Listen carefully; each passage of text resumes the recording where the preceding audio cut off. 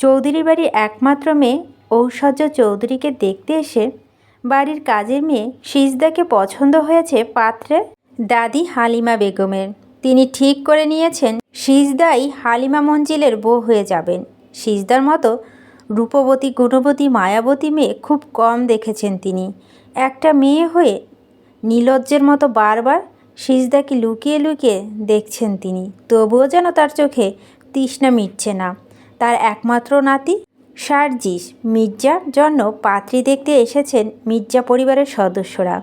তারা গাড়ি থেকে নামতেই একটা মেয়ে মিষ্টি কণ্ঠে সালাম দিয়ে বলল, আপনাগো আইতে কোনো অসুবিধা হয়নি তো? মেয়েটার কথা শুনে হালিমা বেগম সালামের উত্তর দিয়ে তার দিকে এগিয়ে আপাদমস্তক দেখতে লাগলো। মেয়েটা পরনে রংচটা সুতির 3 পিস, পুরো শরীর ঘেমে ভিজে একাকার হয়ে আছে, মাথায় ঘোমটা টেনে রাখা। মেয়েটার মুখের দিকে তাকালেই কথা বলতে ভুলে যান হালিমা বেগম। মনে হচ্ছে সে কোনো মানুষ না, পরীর সামনে দাঁড়িয়ে রয়েছে। বিধাতা যেন সমস্ত রূপ লাবণ্য মায়া ঢেলে দিয়েছেন মেয়েটার মুখে। ডাগর ডাগর অধিক বড় বড় পাপড়ি বিশিষ্ট চোখ, সরু নাক, পাতলা গোলাপি ঠোঁট। মেয়েটার চোখ দুটো দেখে পরিচিত মনে হয় হালিমা বেগমের। মনে হয় যেন এই মায়াবী চোখ দুটো আগে কোথাও দেখেছে। তার বড্ড ইচ্ছে হয় মেয়েটার চোখের পাপড়ি ছুঁয়ে দেখতে, এগুলো আসল নাকি নকল। তিনি তার ইচ্ছেটাকে দমিয়ে রেখে বললেন, কী নাম তোমার? সিজদা। বাহ, তোমার নাম যেমন মিষ্টি তেমনি তুমিও দেখতে অনেক মিষ্টি। প্রতি উত্তরে সিজদা মিষ্টি হাসি উপহার দিয়ে বলল, থ্যাংক ইউ ম্যাডাম, আপনারা ভিতরে আহেন। হ্যাঁ যাচ্ছি বলে হালিমা বেগম ড্রাইভারকে বলল, রতন সব মিষ্টি প্যাকেটগুলো ভিতরে নিয়ে চল। রতন গাড়ি ডিক্কি থেকে প্যাকেটগুলো বের করতে সিজদায় এগিয়ে গিয়ে রতনের হাত থেকে প্যাকেটগুলো নিয়ে বলল, এগুলো আমার কাছে দেন চাচা, আপনি কষ্ট কইরা গাড়ি লইয়া আইসেন, এখন একটু দম লন। সিজদার সরলতা দেখে মুগ্ধ হয় হালিমা বেগম। তারা ভিতরে প্রবেশ করতে তাদেরকে সাদরে গ্রহণ করে বিথি চৌধুরী। তাদের আদব আপ্যায়ন বিন্দুমাত্র ত্রুটি রাখেনি তিনি কোনো মতেই এই সম্বন্ধ হাতছাড়া করতে চান না। তার স্বামী বাল্যকালের বন্ধু ফারুক মির্জা, তাদের দুজনের বন্ধুত্ব আরও মজবুত করতে 2 বন্ধুর সম্মতিতে কনে দেখার আয়োজন করা হয়। বিথি চৌধুরী তার স্বামীর মুখে শুনেছে ছেলে একজন কার্ডিওলজিস্ট, দেখতে পুরো হিরোদের মতো, ইয়াং জেনারেশনের মেয়েদের ক্রাশ, আবার তাদের মস্ত বড় ক্যাটারির ব্যবসা। এত ভালো পরিবার যাতে হাতছাড়া না হয়, এজন্য বিথি চৌধুরী নামকরা বিউটিশিয়ান বাড়িতে নিয়ে এসেছেন মেয়েকে সাজানোর জন্য। নাস্তার পর্ব শেষ হলে ঐশ্বর্যকে পাত্রপক্ষের সামনে নিয়ে আসা হয়। ঐশ্বর্য সবাইকে সালাম দেওয়ার পরিবর্তে হ্যালো গাইস বলে সম্বোধন করে। কণ্ঠটা পরিচিত মনে হয় হালিমা বেগমের, কিন্তু মুখে ভারী মেকআপের জন্য ঠিক চিনতে পারেন না তিনি একাধারে ঐশ্বর্যর মুখের দিকে তাকিয়ে থাকেন কিয়ৎক্ষণ। মিনিট কয়েক অববাহিত হওয়ার পর ঐশ্বর্যকে চিনতে অসুবিধা হন না তার। হালিমা বেগম একজন অ্যাডভোকেট, প্রতিনিয়ত কোর্টে যাওয়া আসা তার। কিছুদিন আগে কোর্ট থেকে বেরিয়ে গাড়িতে সমস্যা হওয়ার জন্য রিকশা করে বাড়ি ফিরছিলেন।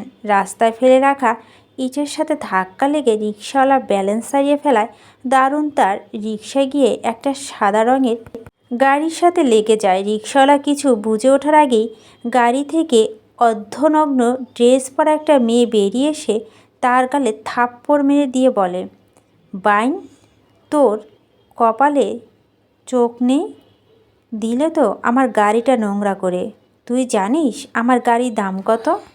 অবশ্য তোর মতো ছোট লোকের বাচ্চাদের এসব গাড়ি দাম জানার কথা নয়। দুঃখিত ম্যাডাম, আমার ভুল হয়ে গেছে, আমি এক্ষুনি আপনার গাড়ি পরিষ্কার করে দিচ্ছি। তোর নোংরা হাত দিয়ে আমার গাড়ি স্পর্শ করবি না ছোট লোকের বাচ্চা।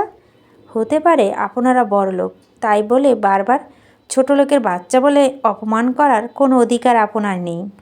তুই আমার মুখের ওপর তর্ক করছিস বলে থাপ্পড় দেওয়ার জন্য হাত উঠাতেই হালিমা বেগম রিকশা থেকে নেমে ঐশ্বর্যের হাত ধরে বললেন, এটা কোন ধরনের অসভ্যতা? মানুষ মাত্রই ভুল হয়, ছেলেটা তো বলছে সে ভুল করেছে, তারপর ও তুমিও তাকে যা নয় তাই বলে অপমান করছো, তার গায়ে হাত তুলছো, এটা কিন্তু অন্যায়।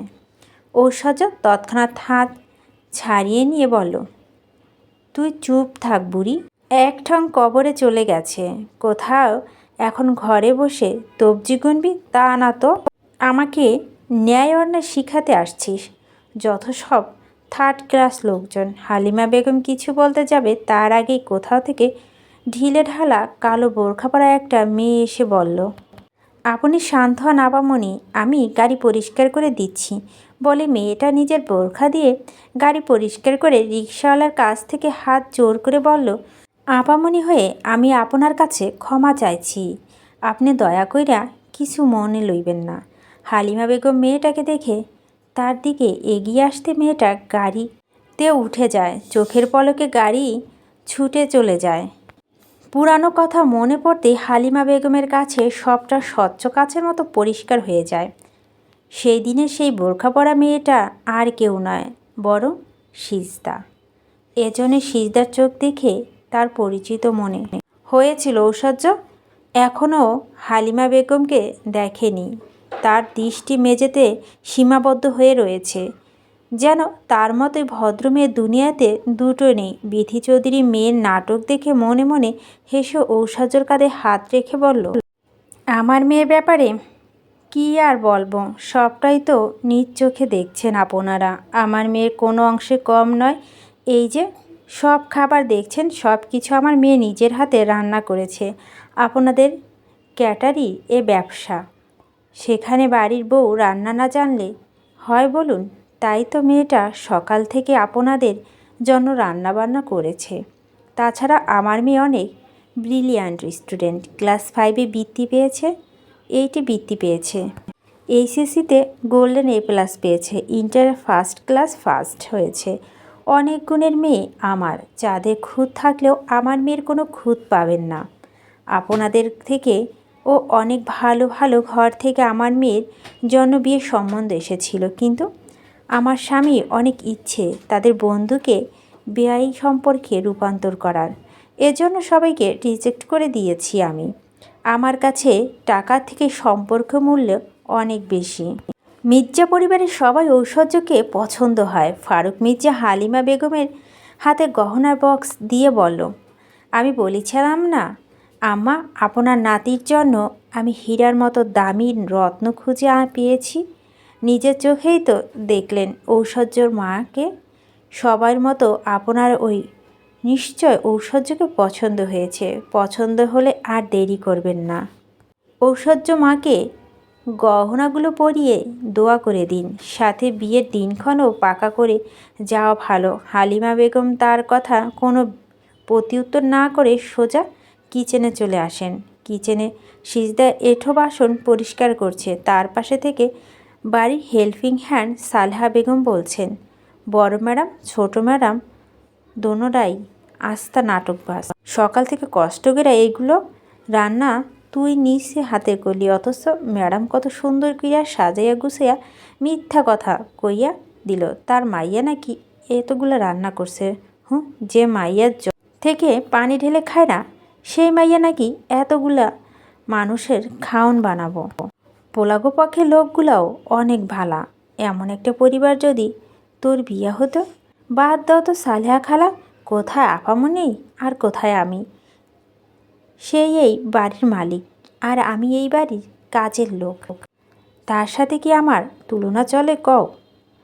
প্রতি উত্তরে সালেহা খালা কিছু বলতে যাবে তার আগেই হালিমা বেগম সিজদার হাত ধরে টানতে টানতে ড্রয়িং রুমে সবার সামনে নিয়ে এসে বলল, আমি ঐশ্বর্যকে না, বরং সিজদাকে আমার নাতি সারজিৎ মির্জার বউ করতে চাই।